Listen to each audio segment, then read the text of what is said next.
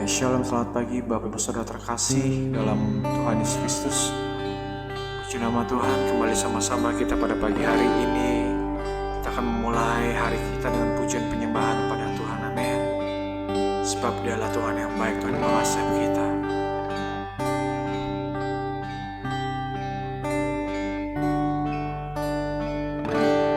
Ku sembah Kau Allahku,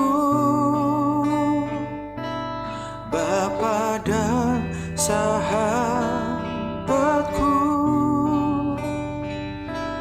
Kau yang pedulikan seluruh hidupku.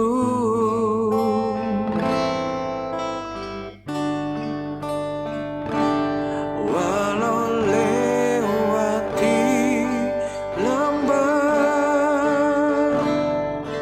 aku tak ditinggalkan. Yesus kekuatan di hidupku.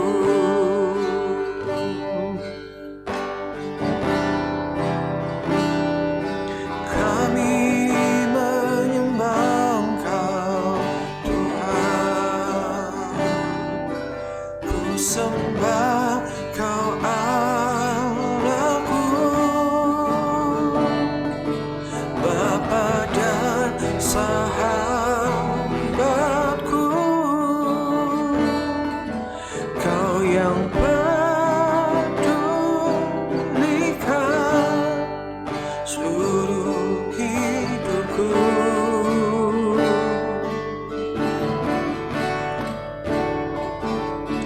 Walau lewati lembah, aku tak ditinggalkan. Yesus kekuatan di hidupku.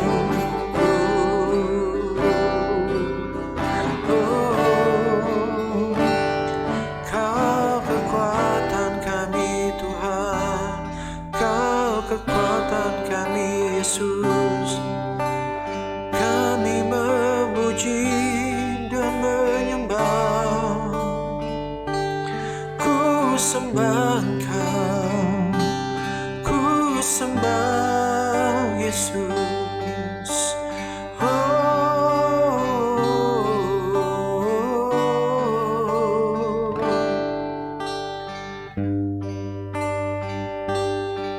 Terima kasih Tuhan. Pagi hari ini kami rindu untuk memuji dan menyembah Engkau, Tuhan. Memberi yang terbaik bagi nama-Mu, Yesus. Kami menyembah Engkau Bapa, sebab Engkau Allah yang setia buat kami, Tuhan.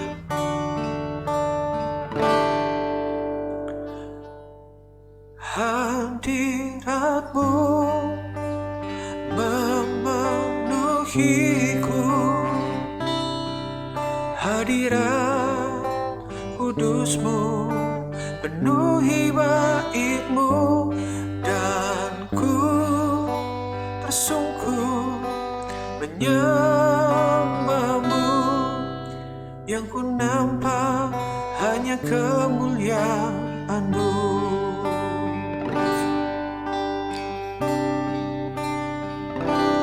Terima kasih Tuhan, Kau baik Tuhan. Hadirat-Mu memenuhiku, hadirat kudus-Mu penuhi bait-Mu, dan ku tersungkur menyembah-Mu. Yang ku nampak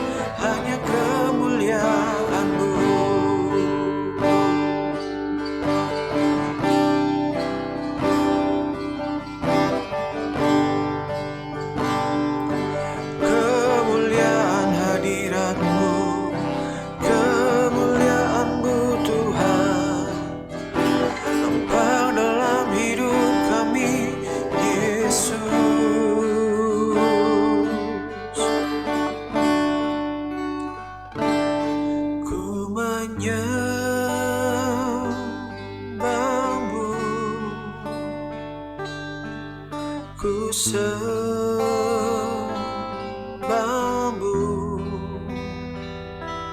ku menyembahmu,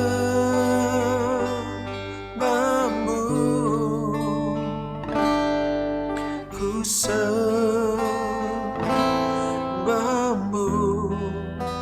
sebab namamu kudus, kudus Tuhan, sebab namamu kudus,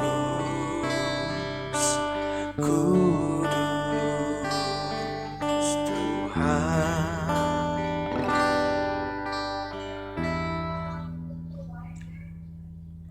So here I bow to lift you high, Jesus, be glorified in all things. For all my life I am yours, forever yours. So here I bow to lift you high, Jesus, be glorified in all things. For all my life I am yours, forever yours.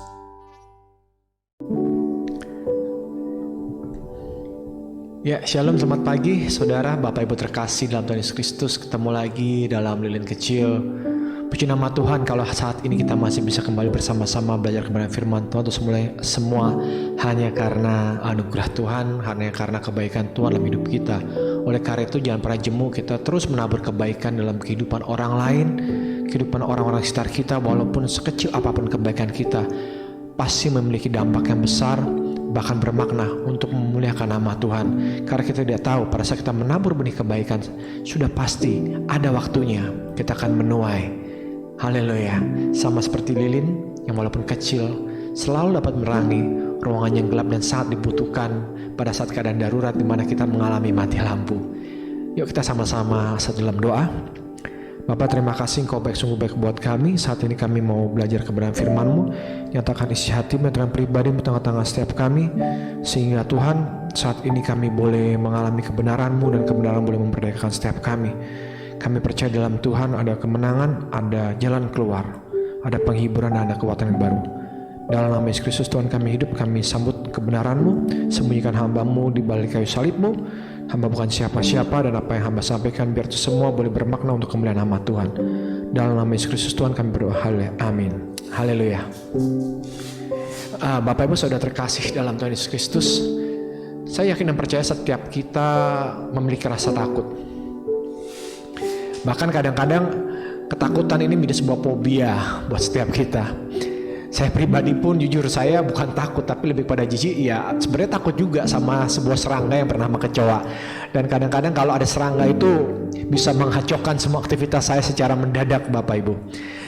Itu yang dinamakan rasa takut. Dan saya yakin dan percaya setiap kita pun juga memiliki rasa takutnya masing-masing yang memiliki sumber yang berbeda-beda.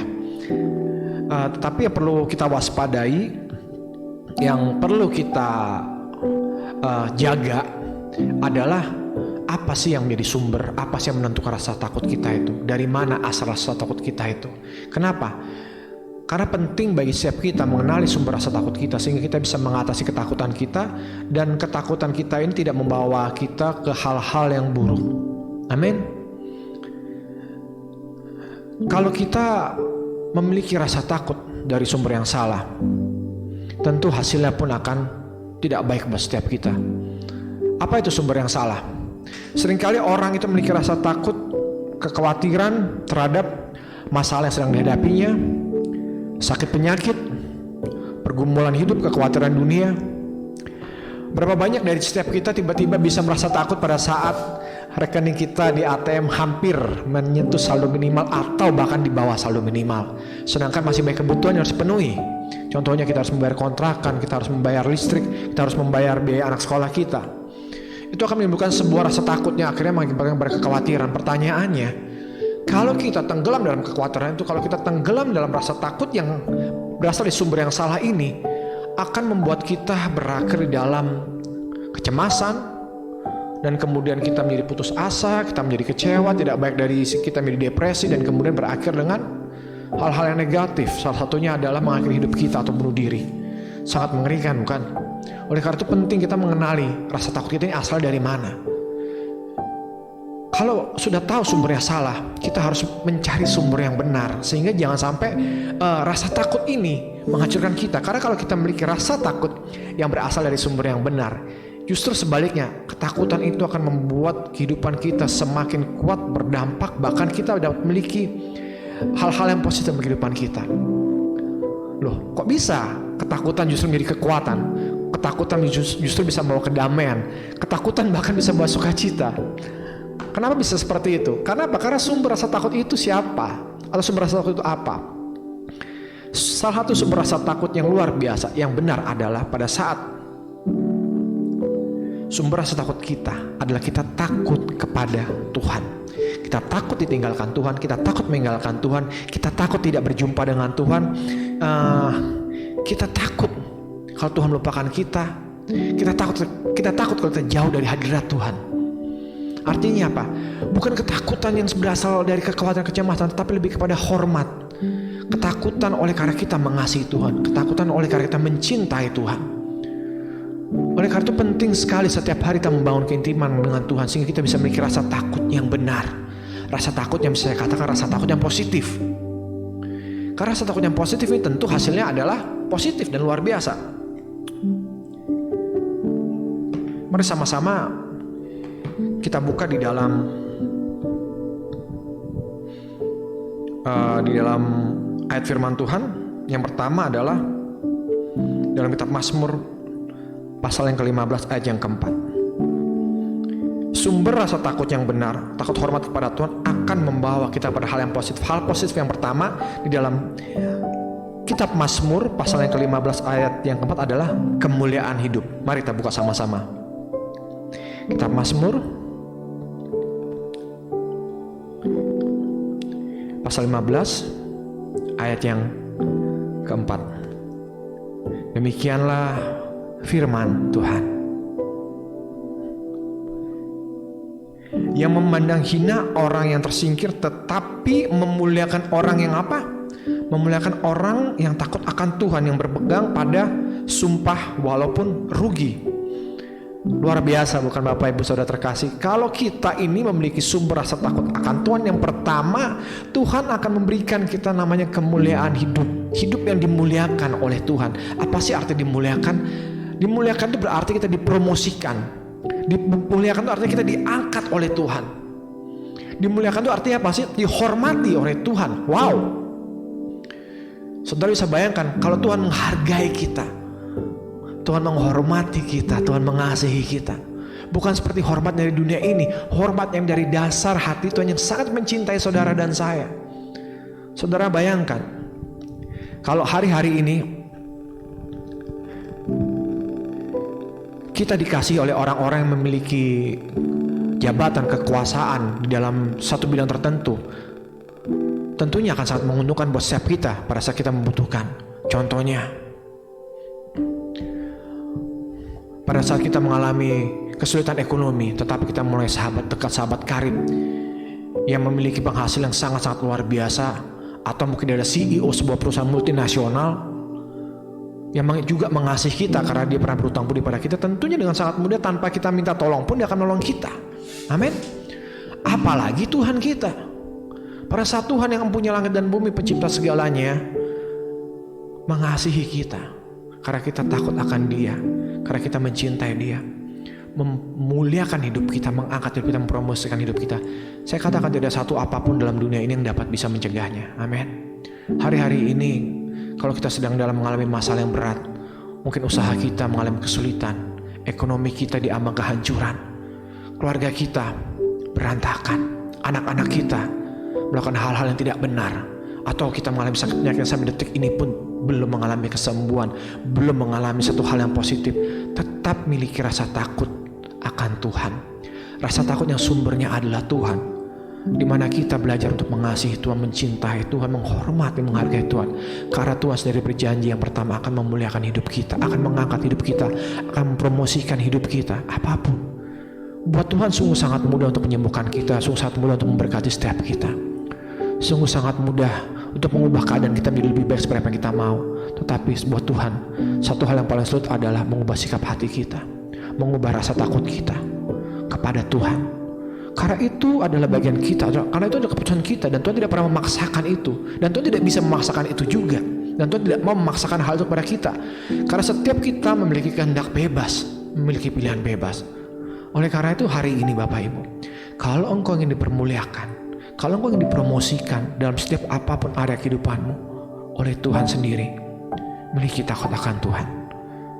Pastikan kalau engkau takut, sumber ketakutan adalah Tuhan, bukan uang, bukan materi, apalagi manusia. Bukankah ada firman Tuhan yang mengatakan, takutilah kepada Dia yang dapat membunuh nyawa dan membinasakan jiwa ke dalam api yang kekal, bukan kepada manusia atau apapun di dunia ini yang hanya dapat membinasakan tubuh kita saja. Karena tubuh ini toh pun sifatnya sementara. Amin. Oke, kita lanjut ya Bapak Ibu, kepada bagian yang kedua. Apa sih manfaatnya, benefitnya, apa sih untungnya kalau kita takut akan Tuhan? Dampaknya apa? Yang kedua adalah kita bisa akrab, kita bisa bergaul karib dengan Tuhan. Kita buka sama-sama dalam Mazmur 25 ayat yang ke-14 dikatakan demikian. Kitab Mazmur pasal yang ke-25 ayat yang ke-14, firman Tuhan mengatakan seperti ini. Tuhan bergaul karib dengan orang yang takut akan Dia, dan perjanjiannya diberitahukannya kepada mereka. Haleluya, amin. Saya yakin dan percaya setiap kita yang hidup saat ini, kita butuh yang namanya satu kepastian. Kita butuh yang namanya satu pegangan, satu keyakinan bahwa apa yang kita lakukan pasti berhasil. Apa yang kita rencanakan pasti berhasil. Apa yang kita impikan dapat kita capai. Amin. Dan Tuhan berkata, orang yang bergaul karib dengan Tuhan, Tuhan akan kasih tahu tentang apa? Masa depannya, jalan hidupnya, perjanjiannya, perjanjian Tuhan dengan kita, artinya rancangan dalam kehidupan kita. Tuhan akan kasih tahu step by step dengan jelas kepada kita. Perjanjiannya apa itu? Kehendaknya, kerinduannya, apa bisa menyenangkan hatinya. Tuhan kasih tahu lengkap semuanya sama kita. Lalu apa untungnya buat kita? Untungnya adalah kita tidak usah lagi hidup dalam kekhawatiran dan kecemasan, karena kita memiliki satu kepastian bahwa Tuhan memegang kehidupan kita, bahwa masa depan kita penuh dengan harapan, karena kita bergaul karib dengan Tuhan. Bapak Ibu, kalau engkau bergaul karib dengan seorang yang memiliki jabatan kuasa di dalam negara tertentu atau daerah tertentu, tentunya apapun yang kau perlukan, butuhkan akan disediakan. Amin. Saya memiliki seorang sahabat yang saat ini sedang mengalami proses dalam kehidupannya, sehingga dia agak mengalami kesulitan dalam memenuhi kebutuhan ekonomi. Tiba-tiba dia mendapatkan tawaran pekerjaan dari seseorang yang dulunya pernah dia tolong, seorang yang karib dengan dia. Dan orang ini ternyata saat ini memiliki jabatan, posisi yang luar biasa di bidang pemerintahan di daerahnya. Dan sahabat saya ini tiba-tiba dibiayai untuk terbang ke daerah tersebut. Singkat cerita, semua fasilitas diberikan, semua bantuan diberikan, apa yang dibutuhkan dikasih Bapak Ibu. Fasilitas disediakan. Kenapa? Karena si penguasa ini bergaul karib dengan sahabat saya, karena dia kenal dekat dengan sahabat saya. Kenapa? Karena sahabat saya ini pernah menolong beliau, pernah menolong si penguasa ini. Bayangkan, dia hanya penguasa daerah tertentu, bukan daerah yang besar Bapak Ibu, tidak terlalu besar daerahnya di Indonesia. Mungkin di sebuah kota yang kecil, tapi cukup luar biasa. Di kota itu sudah memiliki hal-hal yang luar biasa, fasilitas yang luar biasa, yang apapun yang dibutuhkan dapat disediakan. Bisa bayangkan kalau saat ini kita bergaul karib dengan Tuhan.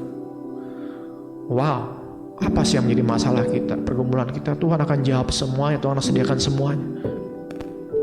Masalahnya adalah apakah kita siap pada waktu Tuhan memberikan jawaban itu pada setiap kita?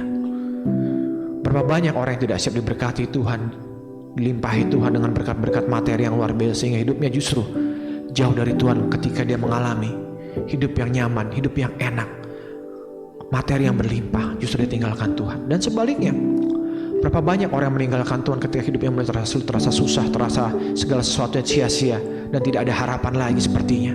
Karena apa? Karena tidak bergaul karib dengan Tuhan. Karena senyatanya masalah persoalan pergumulan kita hari-hari itu sifatnya sementara dan bukan sifatnya kekal. Dan memang Tuhan izinkan persoalan, pergumulan, masalah apapun yang kita hadapi hari-hari ini, tujuannya cuma satu, mengubah sikap hati kita, agar kita bisa memiliki sikap hati yang benar di hadapan Tuhan. Amin. Bapak Ibu, bergaul karib dengan Tuhan itu adalah hal yang luar biasa. Ada sebuah kisah dalam Alkitab tentang seorang pribadi yang bernama Henok. Betapa hidupnya begitu luar biasa. Dia bergaul karib dengan Tuhan selama berapa lama? 350 tahun atau 300 tahun, saya agak lupa. Dan tiba-tiba Pak, dia diangkat Tuhan langsung naik ke surga tanpa mengalami kematian sama sekali. Wow. Saudara pernah mendengar kisah di Alkitab yang menceritakan tentang yang bernama Abraham, seorang bergaul karib dengan Tuhan? Apa yang diperlukannya Tuhan sediakan. Bahkan saat Abraham seakan tidak memiliki harapan untuk memiliki keturunan, karena istrinya Sarah sudah mati haid, dan umur Sarah sudah 90 tahun, dan umur Abraham sudah mencapai hampir 100 tahun. Tuhan berikan keturunan. Amin. Tuhan berikan keturunan luar biasa. Karena Tuhan bergaul karib dengan Abraham. Hari-hari ini kalau saudara dan saya mau bergaul karib dengan Tuhan, kita gak usah khawatir. Kenapa? Hidup kita yang pegang Tuhan kok. Sekalipun kita mulai hal yang buruk, hal yang sulit, hal yang berat, dalam apapun situasinya, dalam apapun areanya, keuangan kah, keluarga kah, kesehatan kah, gak perlu khawatir Bapak Ibu. Gak kerasa kan kita sudah masuki bulan yang ke-6 tahun 2021 ini. Dan selama ini pun di tahun 2022 ini Bapak Ibu, tidak kerasa sudah 6 bulan berlalu tahun 2022 ini. Dan senyatanya toh Tuhan masih pelihara setiap kita.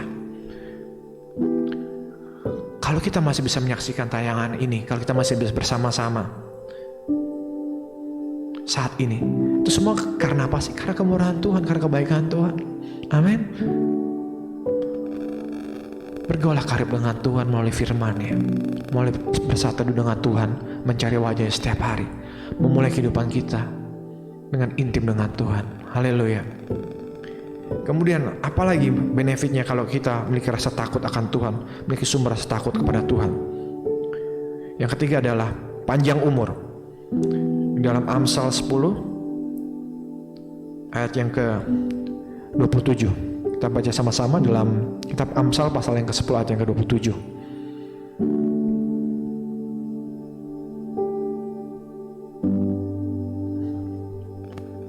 Dikatakan demikian, takut akan Tuhan memperpanjang umur, tetapi tahun-tahun orang fasik diperpendek.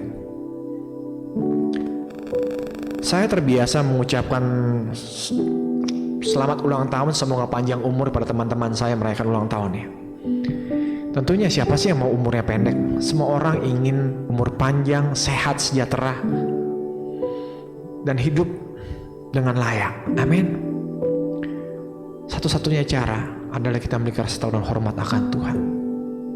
Karena pada saat kita mengasihi Tuhan, Tuhan tahu bagaimana untuk memperpanjang umur kita. Kenapa? Karena pada saat umur kita diperpanjang, hidup kita pun akan memiliki waktu yang cukup lama untuk memberikan dampak yang positif, yang luar biasa untuk memuliakan nama Tuhan. Amin. Karena ketika kita takut akan Tuhan, tujuan hidup kita adalah memuliakan Tuhan. Tujuan hidup kita adalah mengasihi Tuhan. Tujuan hidup kita adalah menyatakan kebesaran Tuhan. Tentunya itu akan membuat Tuhan senang. Pada saat kita takut akan Tuhan, tujuan hidup kita adalah melakukan kehendak Tuhan. Dan sudah pasti Tuhan akan memperpanjang umur kita, bukan memperpendek Bapak Ibu. Agar kita lebih baik berdampak, lebih baik memuliakan nama Tuhan, lebih baik menyenangkan hati Tuhan, lebih baik menceritakan tentang kasih dan kebaikan-kebaikan Tuhan. Amin. Haleluya Bapak Ibu. Sungguh tidak akan pernah berkekurangan orang yang takut akan Tuhan. Hidupnya akan penuh dengan kelimpahan, dengan damai sejahtera. Panjang umur di tangan kanannya, di tangan kirinya kekayaan dan hormat. Kemudian yang terakhir, apa manfaat, benefit, dan berkat kalau kita hidup takut akan Tuhan? Dikatakan mengalami ketentraman atau damai sejahtera. Kita buka sama-sama dalam kitab Amsal pasal yang ke-14 ayat yang ke-26.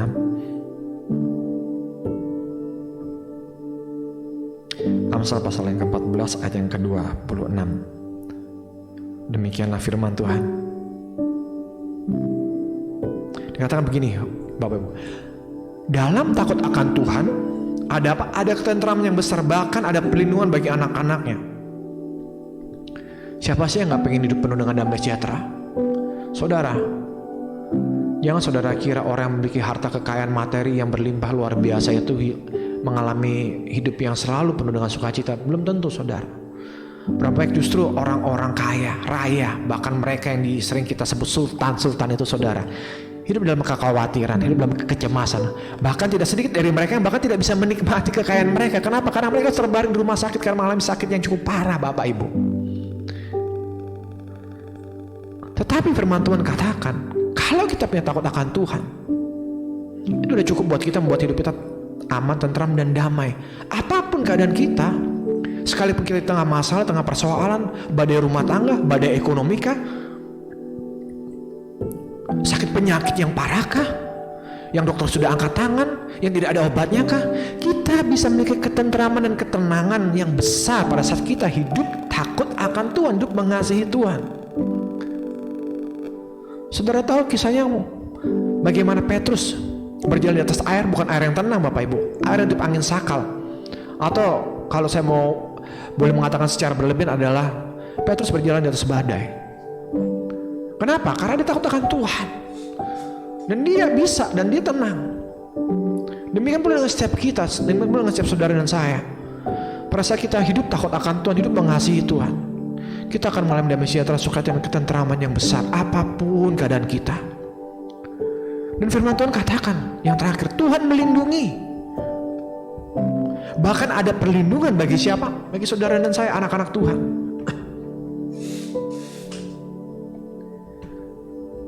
Hari-hari ini, apa yang menjadi rasa takut kita? Pastikan rasa takut itu sumbernya bukan dari sumber yang salah. Pastikan hidup kita hanya takut kepada Tuhan. Hidup kita hanya takut kepada Tuhan karena kita mengasihi Tuhan, karena kita mencintai Tuhan. Saudara jangan takut sama Tuhan karena saudara takut masuk neraka.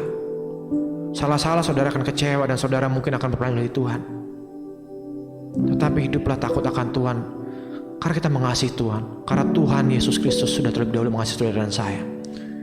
Dia buktikan toh dengan dia berkorban buat saudara dan saya di atas kayu salib, menderita buat setiap kita.